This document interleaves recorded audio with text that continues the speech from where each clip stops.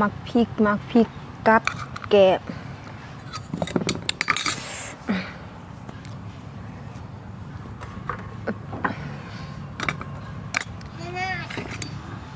ป้าพี่น้อง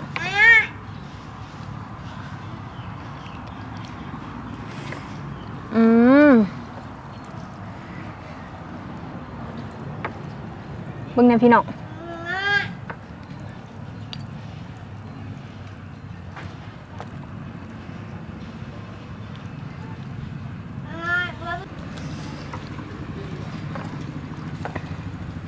มากินข้าวปุ้นน้ำกันเด้อพี่น้องเด้อ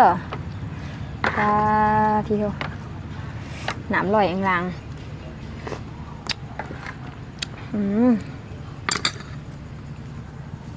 สบายดีพ่อแม่พี่น้องวันนี้แม่หน่อยสิมากินข้าวปุ้นนะจ๊ะข้าวปุ้นนะจ๊ะมากินน้ำแม่หน่อยเด้อ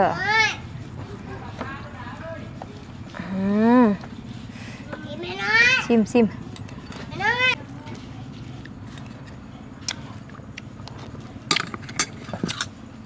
แซ่บพี่น้องเอ้ย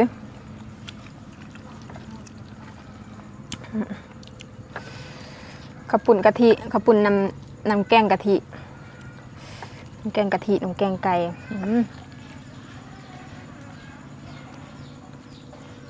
มากินน้ำกันเด้อพี่น้อง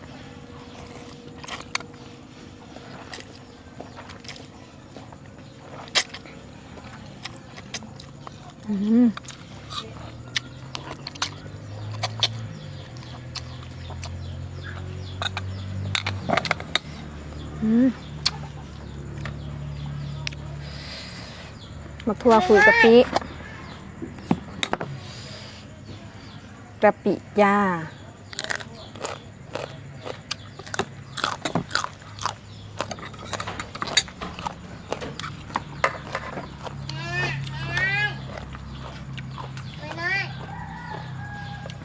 เส้นเหนียวดิ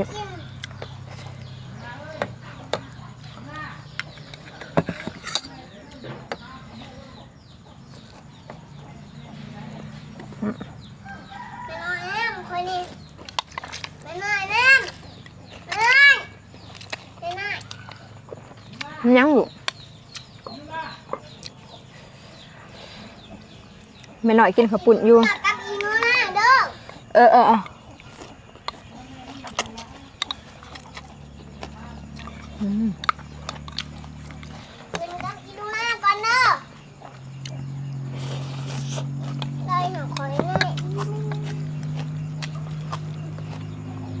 แซ่บพี่น้องมีหน่อยเอ้ยคุยกะปินะจ๊ะ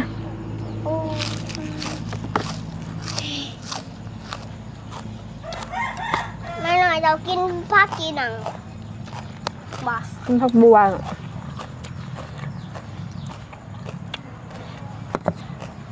เส้นมันยาวไรพี่น้อง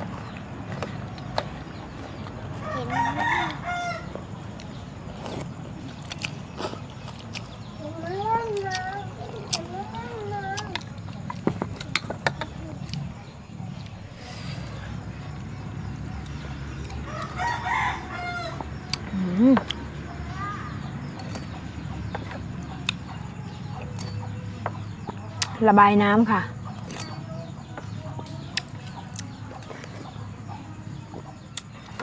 น้ำไหลแห้งกินข้าวปุ้นต้องกินแบบน้ำร้อย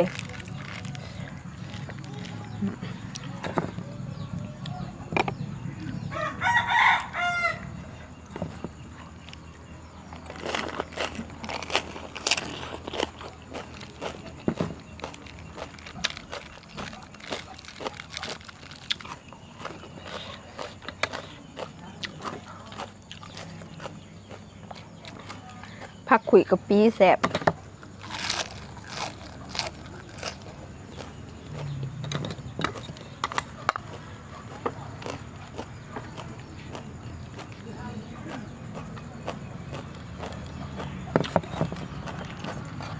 เส้นโคตรยาวพี่น้อง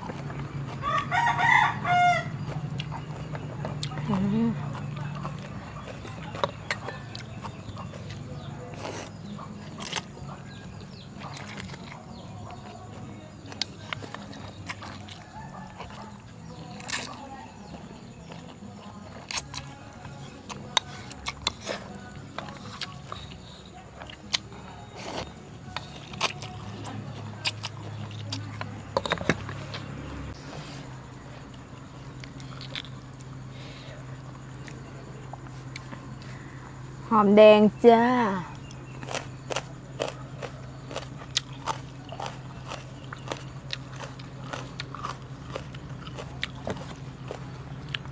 กินข้าวปุ่นหากินกระพักนะ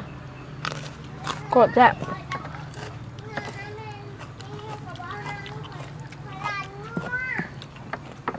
ยันง่วงกับมาพิติดุไปหาบะบี่ไป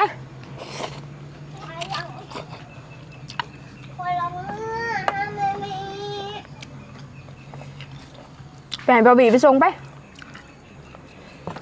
เมื่อทำงานกับผ้าหนีไร ให้บะบี่ไปส่งยืนปะพาแต่บอกบะบี่ว่าขอยยังมาหาแม่ขอยว่าสิ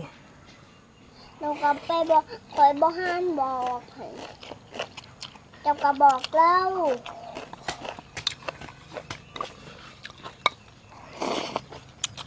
เดี๋ยวปากตัวกันเรื่องนี้ บิลลี่เอ้ยไปส่งร้านเนี่ย แมวคอยบนอะไรดูลุมได้เด้อ มา แม พ ว ริก คอยดูเงินแต่พา อืม เพชร เฮ็ดพอดีสว่าง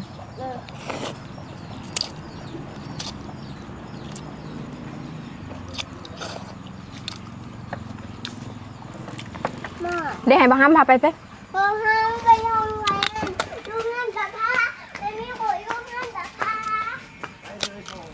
ไปส่งร้านเนี่ยส่งยืนสภา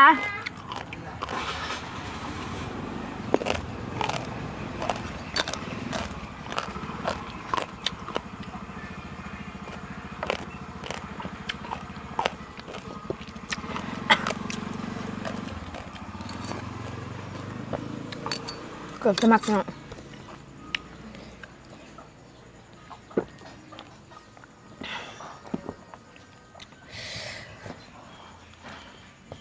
มาพริกขุยกะปิเนี่ยแซ่บนี่เนี่ย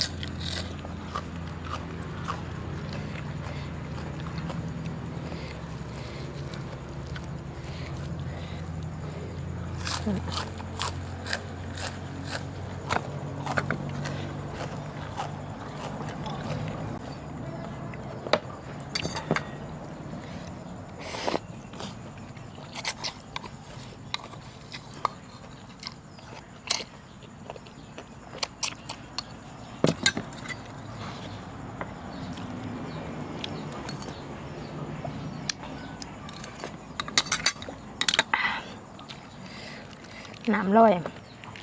แซ่บกินกับปุ้นน้ำลอย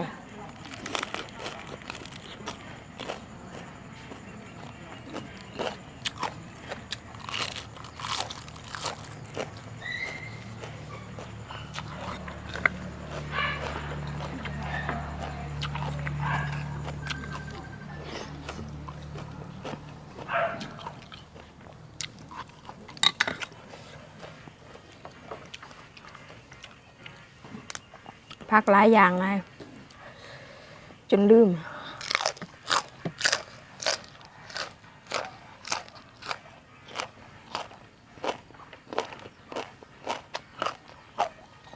ใบกระถินหยอดกระถินอ่อน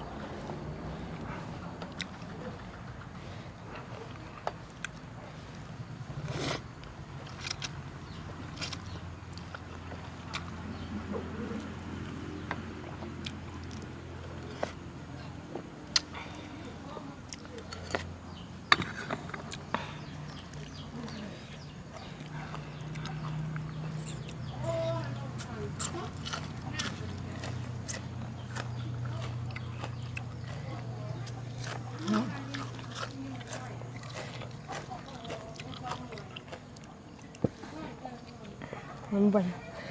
หอมแดง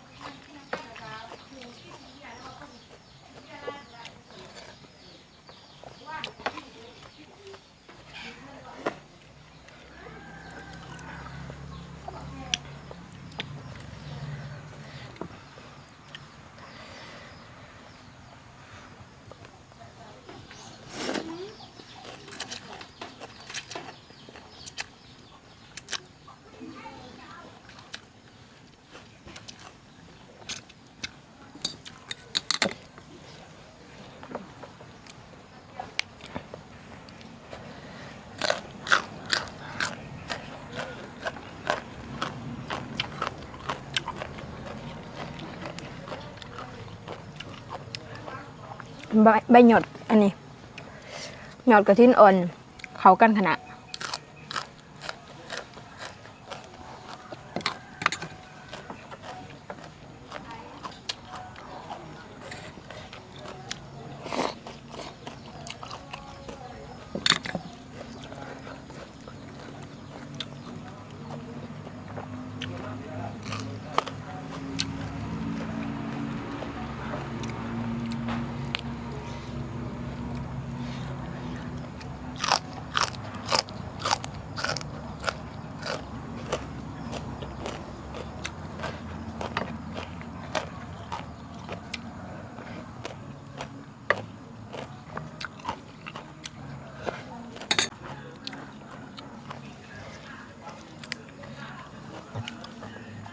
เพชรพี่น้อง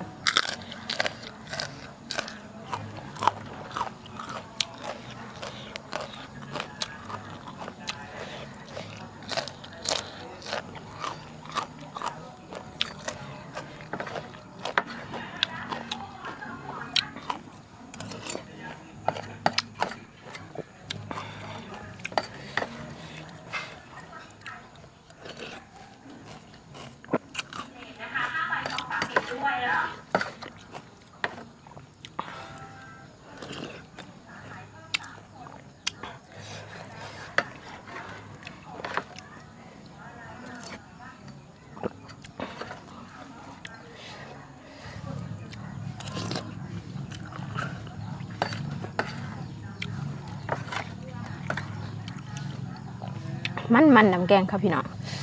เขาน้ำแกงไก่นะคะ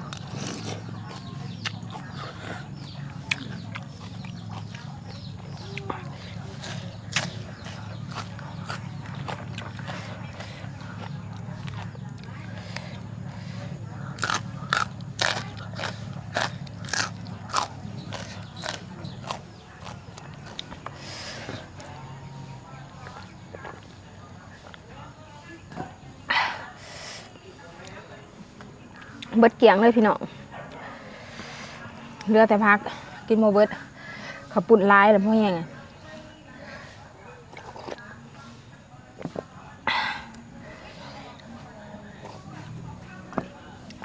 อิ่มสำหรับคลิปนี้ไม่หน่อยก็ขอตัวลาไปก่อนเนาะพอกันคลิปหนาเด้อถ้ามาก็อย่าลืมกดไลค์กดแชร์กดซับสไครต์ให้ไม่หน่อยในเด้อพอกันคลิปหนาเด้อบ๊ายบาย